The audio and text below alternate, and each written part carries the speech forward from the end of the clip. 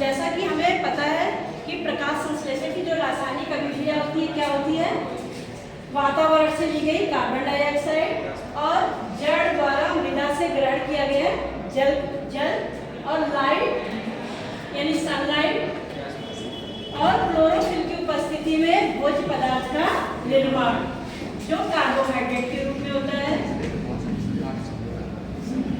और प्लस क्या बनता है, जल का निष्कासन होता है और सब उत्पाद के रूप में ऑक्सीजन बनती है।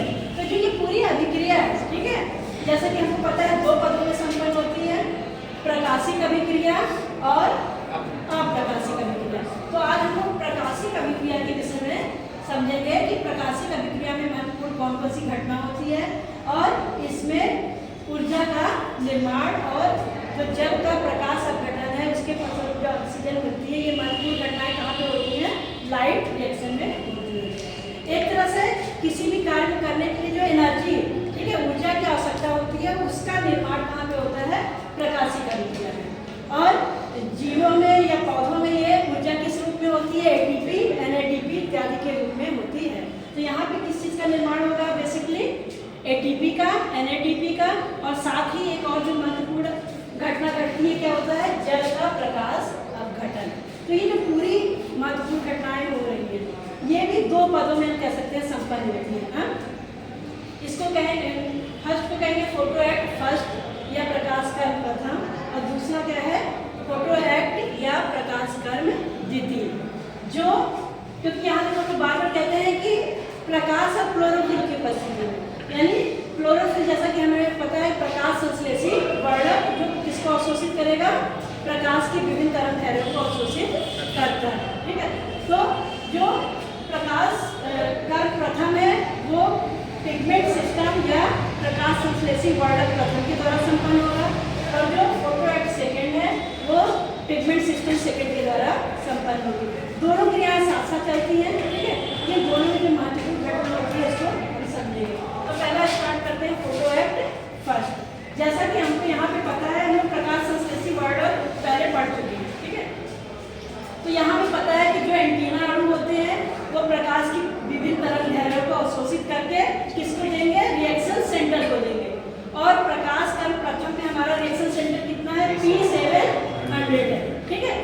अब P700 के पास जब प्रकाश अवशोषित विभिन्न तरंग दैर्ध्य हो जाएंगे तो ये किस अवस्था में आ जाएगा, उत्तेजित अवस्था में। हाँ, जब उत्तेजित अवस्था में आ जाएगा तो क्या निकलेगा, इलेक्ट्रॉन निकलेंगे। अब जब ये इलेक्ट्रॉन निकाल देगा तो ये किस अवस्था में आ गया, ऑक्सीकृत अवस्था में आ गया।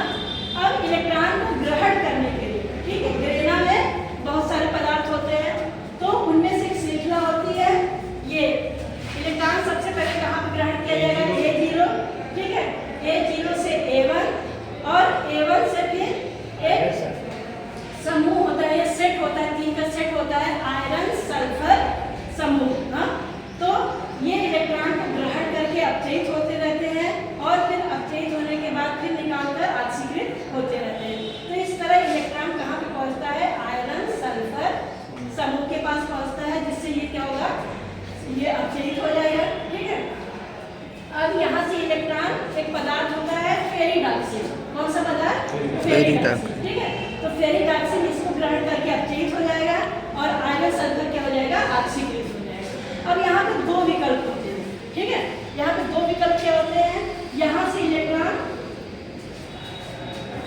एक जो उपस्थित पदार्थ होता है FSR, ठीक है, फ्लेवो प्रोटीन होती है फेरिडॉक्सिन NADP रिडक्टेज।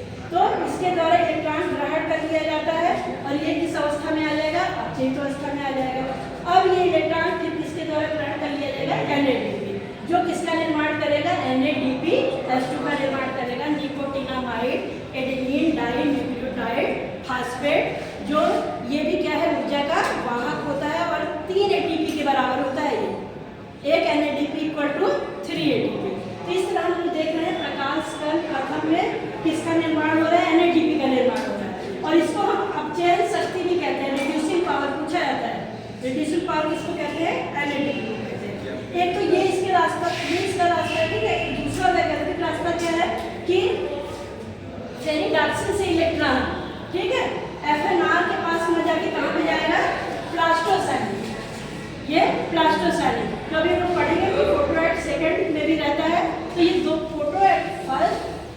सेकंड में किस चीज का काम कर रहा है, प्लग का काम करता है।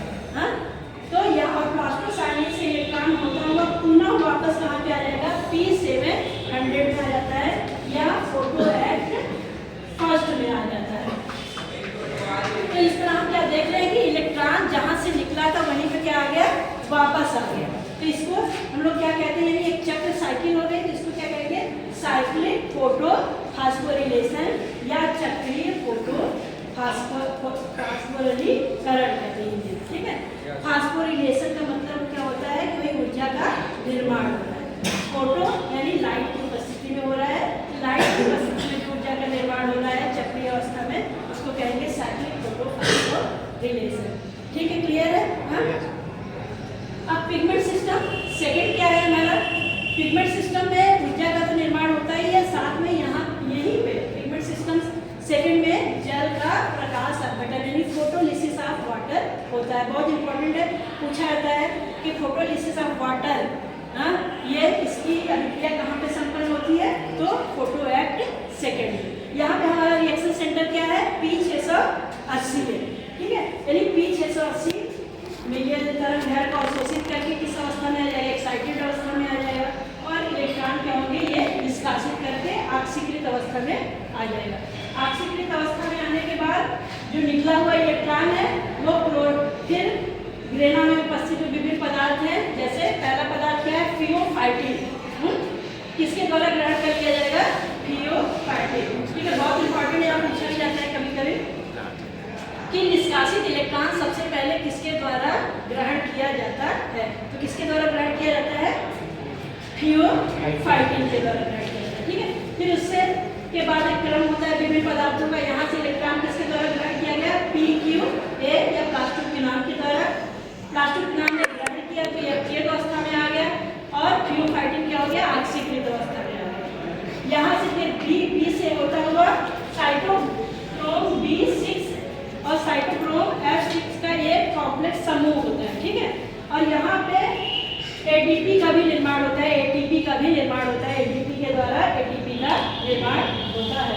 और फिर यहाँ से इलेक्ट्रॉन क्या आ जाता है, PC प्लास्टोसाइनिन में आ जाता है, और प्लास्टोसाइनिन से इलेक्ट्रॉन फिर कहाँ पे प्रवेश करता है, फोटो एक्ट फर्स्ट के रिएक्शन सेंटर यानी किसमें, P700। तो यहाँ पे हम देख रहे हैं कि इलेक्ट्रॉन जो रिएक्शन सेंटर 680 से निकला पुनः उसमें वापस नहीं आ रहा है, और साथ में ATP का भी निर्माण हो रहा है। हाँ? तो इसलिए इसको हम क्या कहते हैं, अचक्रीय, ये अचक्रीय फोटो फास्फोरिलेशन अभिक्रिया है। अब जल का अपघटन कैसे होगा, यहीं पे जब ये इलेक्ट्रॉन निष्कासित कर देगा तो किस अवस्था में आ गया, ऑक्सीकृत अवस्था में आ गया।